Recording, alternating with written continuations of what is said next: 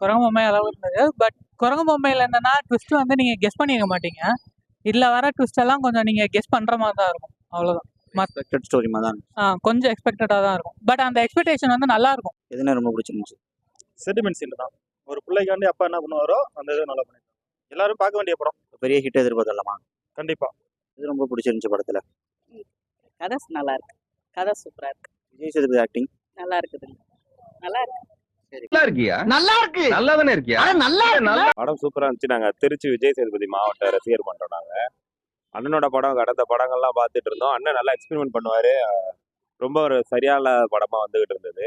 இப்ப பாத்தீங்கன்னா இந்த படம் நாங்க அன்எக்ஸ்பெக்டட் தான் வந்தோம். படம் மிரட்டிட்டாரு. நாங்க எதிர்பார்த்தது எங்களுக்கு எப்படின்னா ஒரு 1.5 வருஷமா படம் இல்லை எங்களுக்கு.